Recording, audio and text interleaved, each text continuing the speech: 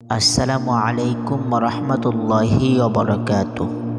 সম্মানিত মুমিন টিভি সকল দর্শক বন্ধুদেরকে জানাই আমাদের চ্যানেলের পক্ষ থেকে আন্তরিক শুভেচ্ছা ও অভিনন্দন।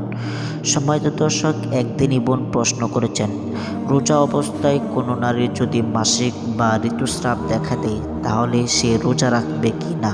তো সম্মানিত দিনী বোন, আপনি অত্যন্ত চমৎকার একটি প্রশ্ন করেছেন। তো ওই প্রশ্নটির উত্তর জানতে আমাদের ভিডিওটি ধৈর্য সহকারে শেষ পর্যন্ত দেখতে থাকেন।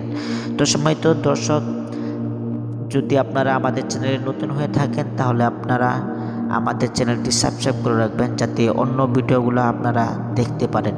তো সম্মানিত দর্শক, আসুন কথা দীর্ঘায়িত না করে মূল পর্বে চলে আসি। রোজা অবস্থায় নারীদের মাসিক আরম্ভ হলে বা ঋতুস্রাব, হায়েজ ও প্রসবোত্তর স্রাব, নেপাস দেখা দিলে রোজা ভেঙে যাবে।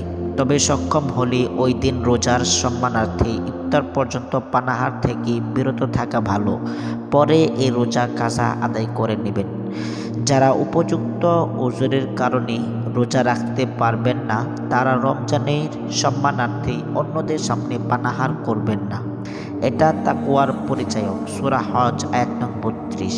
অনুরূপভাবে রমজানে দিনের বেলায় নারীদের মাসিক বা ঋতুস্রাব বন্ধ হলে সেদিন অবশিষ্ট সময় পানাহার থেকে বিরত থাকবেন। এটি রোজার সম্মানে, রোজার হিসেবে নয়। এই দিনের রোজা আদায় করতে হবে, পরদিন থেকে রোজা পালন করবেন। এমত অবস্থায় নারীরা পরিষ্কার পরিচ্ছন্ন থাকবেন, সবার সঙ্গে স্বাভাবিকভাবে চলাফেরা করতে পারবেন, রান্নাবান্না করা, দোয়া দরুদ পড়া, তাসবিহ তাহলিল সবই স্বাভাবিকভাবে করবেন। সেহরি ইফতারেও শরিক হতে পারবেন। তো সম্মানিত দিনী বোন, আশা করি আপনি আপনার উত্তরটি পেয়েছেন। তো সম্মানিত দর্শক, আমি আজকে আপনাদের সামনে এখানে বিদায় নিচ্ছি। আসসালামু আলাইকুম রহমতুল্লাহি ওয়া বারাকাতুহু।